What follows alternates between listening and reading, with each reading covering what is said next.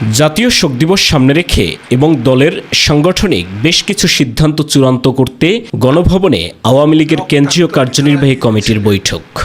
বাংলাদেশ আওয়ামী লীগের সভাপতি হিসেবে সূচনা বক্তব্য রাখেন দলের সভাপতি প্রধানমন্ত্রী শেখ হাসিনা।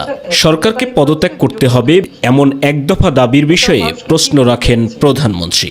ক্ষমতায় বসে ক্ষমতার উচ্ছিষ্ট বিলিয়ে যে দলটি গঠন করেছিল, সেটাই আজকে আমরা দেখলাম তারা অনেক বড় বড় কথা বলে।